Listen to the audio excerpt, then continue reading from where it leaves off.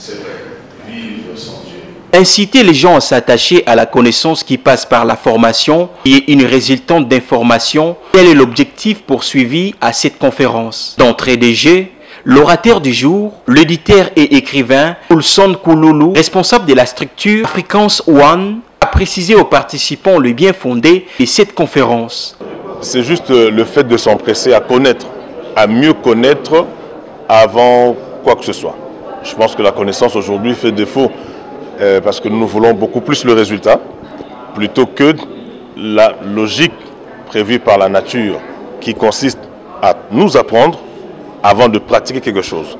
Je me rends compte dans notre pays aujourd'hui que nous sommes beaucoup plus attachés aux choses qui marchent, qui fonctionnent. Alors que si on nous avait expliqué d'où cela provenait, on ne croirait pas. Alors moi j'incite les gens à ne pas s'attacher aux produits finis, mais à commencer par le commencement. Or le commencement de toute activité, de tout travail, reste la connaissance. La connaissance qui passe par la formation qui est une résultante de l'information. Je pense qu'avant qu'ils pensent aux intérêts de talent, il faut d'abord qu'ils orientent autrement leur prière. Au lieu de demander à Dieu d'aller en Europe, de trouver du travail, qu'ils demandent à Dieu de leur ouvrir les yeux pour qu'ils comprennent les richesses qui sont enfouies en eux. Vous savez, je me rappelle encore de la Bible qui dit, lorsque Sarah ne voulait plus que sa rivale reste avec elle, l'enfant et la maman se sont retournés dans le désert. Agar n'avait plus de bouteille d'eau, elle n'avait plus de pain. Elle a prié, elle a pleuré, elle a jeté son enfant.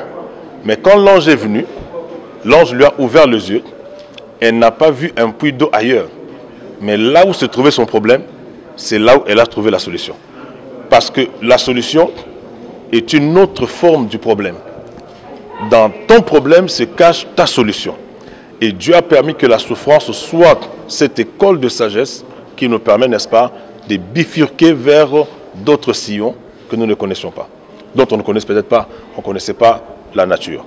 Alors moi je pense que tous les Congolais, les jeunes surtout, lorsqu'on parle d'entrepreneuriat, il faut qu'ils pensent beaucoup plus à ce que Dieu leur a donné, dont ils ne sont pas conscients.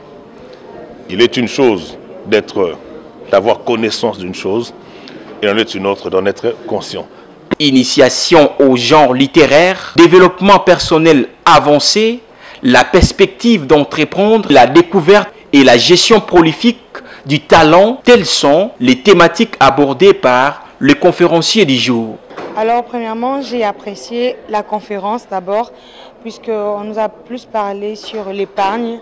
C'est quelque chose que les jeunes à Kinshasa n'arrivent pas à maîtriser et c'est très important puisque de nos jours, on ne peut plus vivre que d'une seule source de revenus, alors il nous en faut plusieurs. Et comment créer d'autres sources de revenus? Il faut l'épargne. Alors le pasteur, il était très pointué dessus, il a tellement martelé dessus et j'espère que les jeunes ont pu le comprendre. Ce n'est pas impossible d'investir et d'être étudiant ou étudiante à Kinshasa. C'est vraiment possible.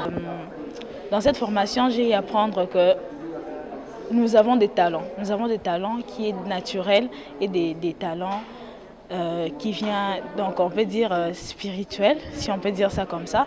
Donc nous devons exploiter nos dons au lieu de courir par-ci par-là à chercher du travail, pendant que nous pouvons plus exploiter les dons que nous avons pour pouvoir faire de ça notre gagne-pain. Donc en développant le don que nous avons, en développant ce que nous avons, nous pouvons faire quelque chose de mieux, de meilleur et pouvoir aussi faire bénéficier aux autres. Le pasteur, si je peux dire, à l'apôtre Coulson, c'est quelqu'un que je connais déjà depuis longtemps. Donc je suis très content de sa constance. Il est constant dans ce que Dieu lui a donné comme don, de transmettre son savoir au peuple congolais. Moi, que Dieu le bénisse. Notons que cette conférence s'est clôturée par le jeu de questions et réponses entre les conférenciers et les participants.